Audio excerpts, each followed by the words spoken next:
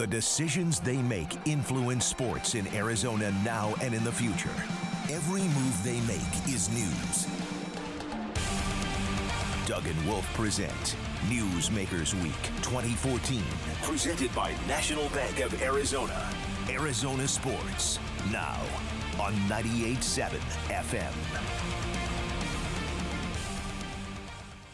Talking to Lon Babby, president of basketball operations. This is going to sound funny. More Suns coming up next. Even though Jeff Hornacek was in studio with us yesterday, and you can see the entire conversation at arizonasports.com, and I mean see it. The video and audio is up for you. But that was all about the Suns getting to this point, about Jeff himself, and a little bit about Marcus Smart and throwing basketballs at people. That was yesterday, but today we'll be talking to Coach Hornacek more specifically about, hey, they got a game tonight taking on the Miami Heat, but President Lon Babby joins us now to go a little more specific into the future. February 20th, the trade deadline. You and your staff have potentially 4 draft picks in what could be one of the greatest drafts of all time in the NBA. I don't think it's that much hyperbole. We have no idea until it happens because so much of the talent is young. But the amount of talent is unbelievable that's coming out of this draft. So 4 picks, again, potentially, is a huge number. Yet you have the chance of being even more special than you thought this year. So when the trade deadline comes, how protected are these 4 first-round draft picks? How easy will it be to take them from you? How much do you think you can compete with one deal at February 20th? Basically, are you guys going to make a move? I don't know the answer to that. We have 9 days left, and the first 8 of them don't matter. I think we're well prepared. And we'll see. I think there is complete agreement on our approach, though, and our approach is don't be blinded by instant gratification. That's the phrase I've been using. Stick with the long-term plan. So if we can make a trade that helps us in the long run, then we're gonna look at that.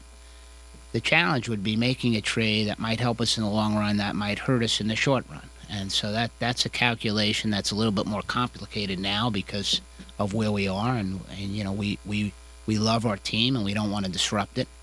If our record were 20-30 instead of 30-20, we might look at that a little bit differently.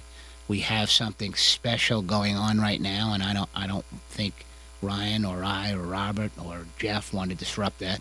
But it's this kind of camaraderie and feeling, and some is greater than the individual parts, doesn't happen that often. I've had it happen to me once or twice in my career, last time being with the Orioles back in 1989. It's a very special feeling, and to disrupt that, would be unfortunate.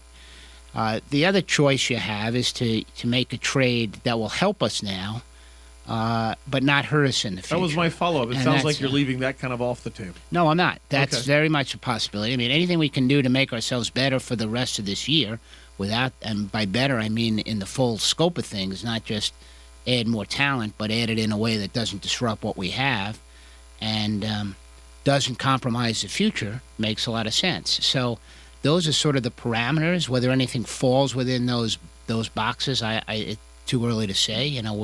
We'll have a lot of conversations, and Ryan works the phones, and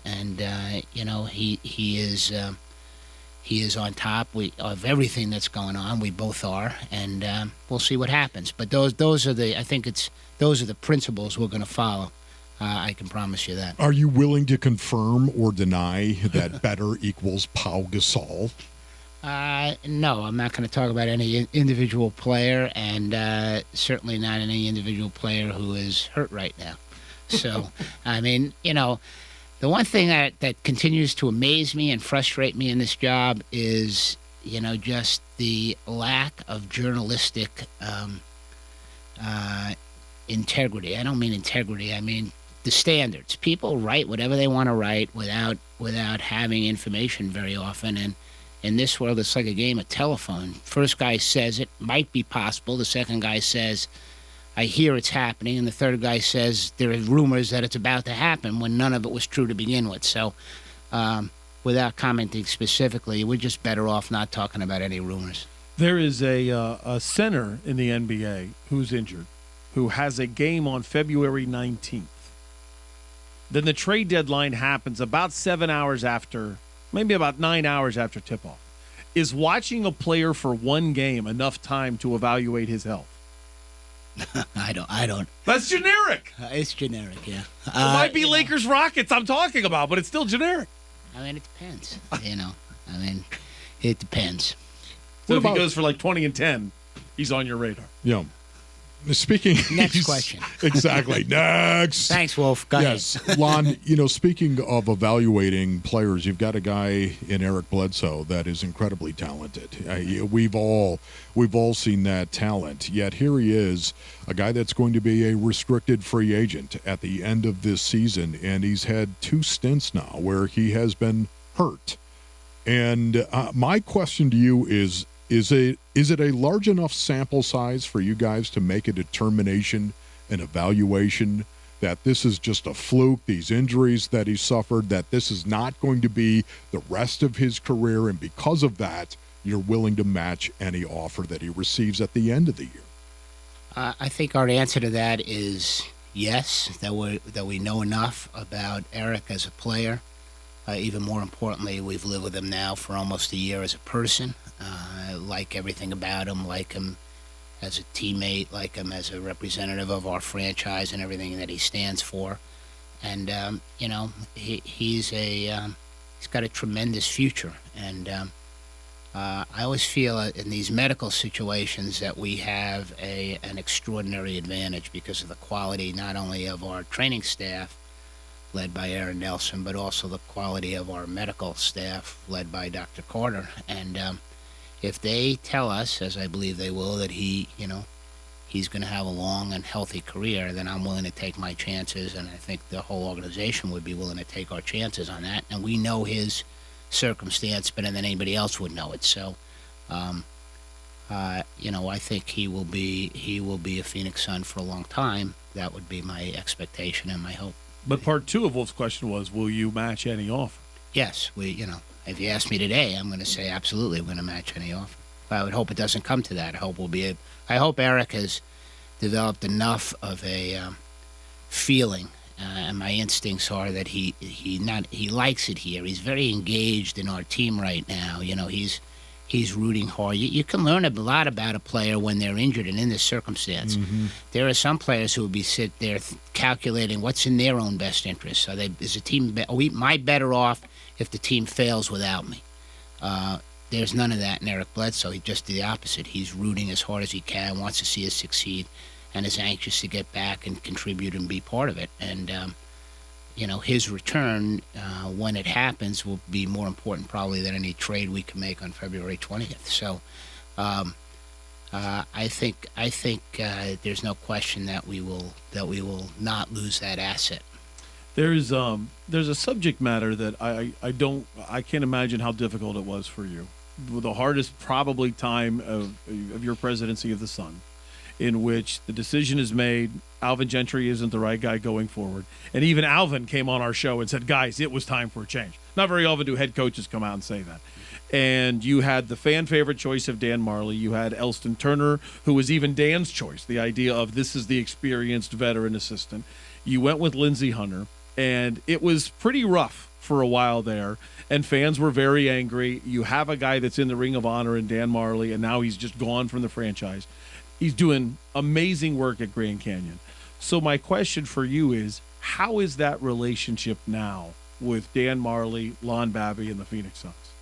Well, I hope it's repaired. I mean, there's no way to go through those experiences without,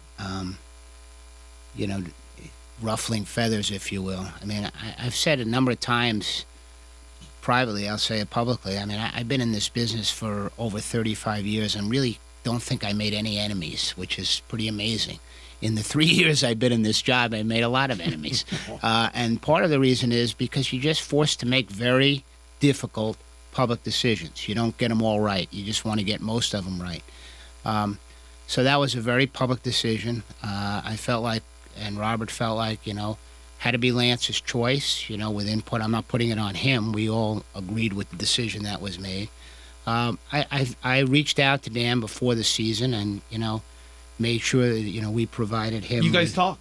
Oh, yeah, we've provided, I said, Dan, you're always welcome here. And, I'm sorry it turned out the way it did. And, maybe we would have done things differently if we knew how it would have turned out.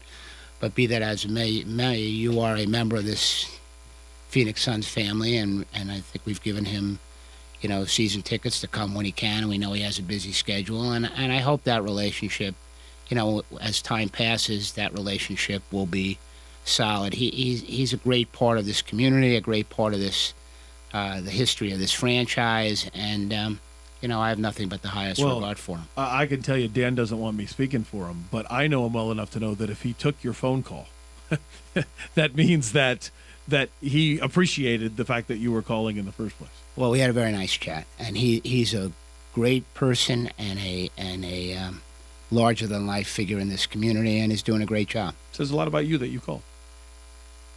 Okay. You want to do the honors, Douglas? Your last question that is coming. What do you want the 2014 Phoenix Suns announcement or message to be to the fans? I always think about this, and the first thing I want to do is thank the fans, and particularly thank those fans that have been unwavering. There are many, many, many fans that have been unwavering in their support as we've gone through this period.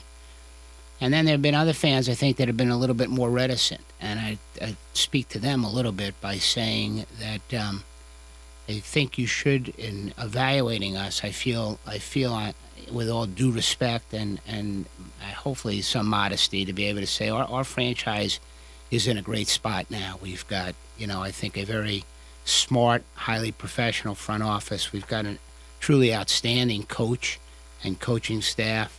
We've got a bunch of players now that, as I said, the sum is much greater than the parts. And they do something that not everybody does in professional sports. They play hard every single night. We've got a fun, exciting team. And, so I welcome those fans that have been a little skeptical back. And quite candidly, I think we're worthy of their support. But more importantly, we need their support. As I travel around the NBA, we need to have a home court advantage. We're headed into a very tough part of the schedule. We'll see how it plays out. But we need fans like we had the other night against Golden State, where they can great crowd. It was electric in the arena, and they raised the level of performance. That's not marketing hokum. That's reality. They raised the level of the performance of our team. So I mean, I know we're out there beginning our season ticket renewal campaign and season ticket campaign, and I would say to the fans, I hope you join in with us, because we're about to embark on a very exciting new era of Phoenix Suns basketball, and we've begun that, and I think we're worthy of that support and that consideration. And if you don't come out, you're missing something that's a lot of fun. I know you guys have been out there, and it's tremendously exciting now, and almost more exciting having gone through what we went through before. You savor it more and appreciate it more than had we never had this, this transitional period. That's just the nature of it. Lon, thank you so much, man, for coming in, giving us your time. Good luck to you, and God bless. Thanks. I always enjoy it. More Suns coming up, but more specific game plans now. Lon Babby moves on, and into his seat is Jeff Hornacek. Coach, how are you going to stop LeBron James? That's next on Arizona Sports Now on 98.7 FM. The decisions they make influence sports in Arizona now and in the future. Every move they make is news. Doug and Wolf present Newsmakers Week 2014. Presented by National Bank of Arizona. Arizona Sports Now on 98.7 FM.